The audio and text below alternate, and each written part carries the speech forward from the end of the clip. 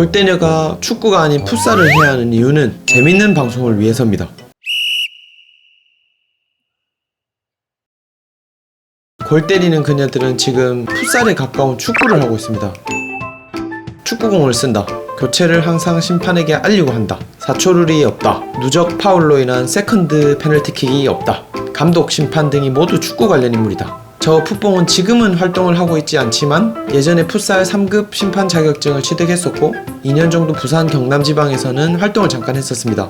호주에 워홀을 하러 갔을 때는 아마추어 풋살 리그 심판도 잠깐 했었고요. 보통 사람들보다도 조금은 풋살 룰을 조금 더 알겠지만 본박씨에는 님말이 다 맞습니다. 그렇다면 하나하나 자세히 살펴보도록 하겠습니다. 축구공. 축구는 축구공으로, 농구는 농구공으로, 야구는 야구공으로 합니다. 그래서 풋살도 풋살공으로 해야 한다고 생각합니다. 하지만 지금 골 때리는 그녀들은 풋살공이 아닌 축구공을 사용하고 있습니다.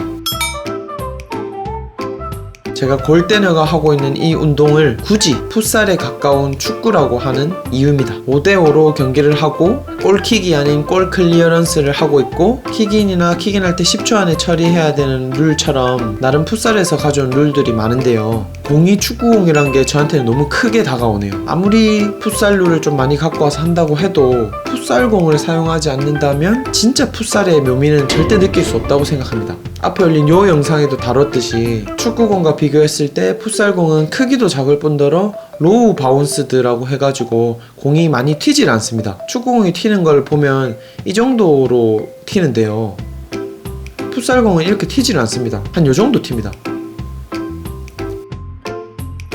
두 개를 비교해서 튀는 걸 한번 보면 요 정도로 튀거든요. 이번 2022년 카타르 월드컵에서도 실제 플레잉 타임을 길게 해야 보는 사람이 조금 더 즐겁게 본다는 게 우리들에게 증명이 됐잖아요. 골대녀에서 축구공의 큰 바운드 때문에 공이 나가거나 트래핑을 할 때 튀어나가거나 하는 것처럼 지루한 장면이 너무 많이 나오는 것 같습니다. 풋살공을 사용하면 우선 공중볼 자체가 조금 줄어들 거고 공중볼이 줄어들면 선수들의 부상도 조금 줄어들 것 같고요. 공중볼을 트래핑할 때도 그냥 몸의 일부분에 부딪히기만 하면 어느 정도는 트래핑이 되기 때문에 조금 더 쉽게 트래핑을 할 수 있을 거라고 생각을 합니다. 교체를 심판에게 알리고 경기를 자꾸 멈춘다. 풋살이라는 운동에서는 루즈한 경기를 막기 위한 그런 룰들이 많이 있습니다. 그 중에 대표적인 것이 지금 말하려고 하는 교체 방법입니다. 축구보다는 중간중간 쉴 시간이 별로 없는 풋살이기 때문에 좋은 퀄리티의 경기를 위해서 풋살은 무제한 교체를 할 수 있게 해놨습니다. 수시로 교체를 할 수가 있는데요. 이런 상황에서 모두 축구처럼 정지를 한다면 정말 루즈한 경기가 될 거예요. 계속 멈추니까요. 그래서 풋살은 원래 정해진 구역에서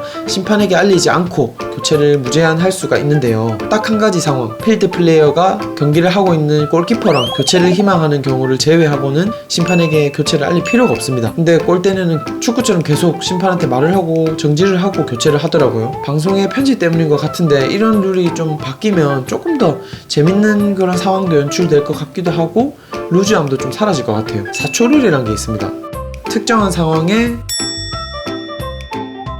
볼 처리를 4초 안에 하지 않으면 간접 프리킥 등의 상황이 주어지는 룰을 말하는데요. 그리고 필드 플레이어가 킥인, 프리킥, 코너킥 등의 상황에서 적용이 되는 룰입니다. 골대녀에서 킥인은 10초 안에 해야 되는 걸로 바뀐 걸로 알고 있는데 4초는 축구 초보자들에 가까운 골대녀들한테 좀 가혹한 것이었는지 10초 룰을 선택했네요. 경기 시간이 전후반 10분으로 알고 있는데 10초는 좀 긴 게 아닌가 그렇게 생각을 합니다. 4초 룰이 있으면 선수들이 좀 어설퍼 보이는 그런 실수를 많이 하게 되어 있는데요.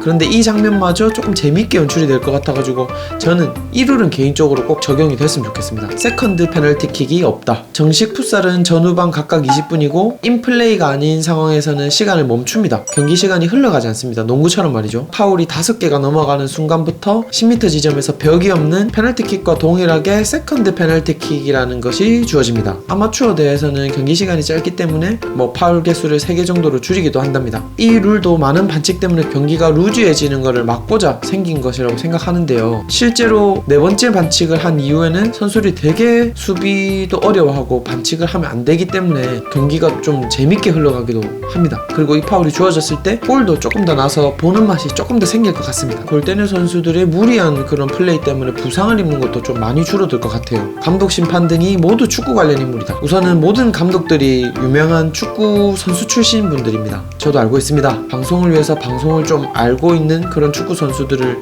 써야겠죠. 그리고 시청자분들도 저처럼 풋살 덕후가 아닌 축구를 좋아하는 대중분들이 많이 보시기 때문에 유명한 사람을 써야 되는 것은 당연합니다. 하지만 저는 풋살 덕후로서 그리고 풋살의 엄청난 팬으로서 풋살의 신종원 선수 정도는 감독으로 한번 써보는 것이 어떤가 생각합니다. 그리고 심판분들도 모두 풋살 심판이 아닌 축구 심판분들이더라고요.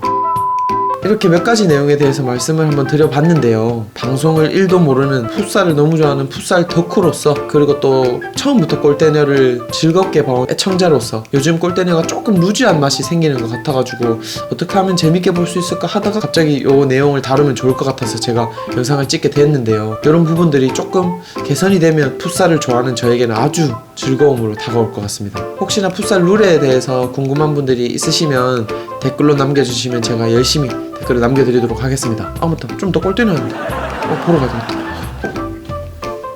그럼 뿅!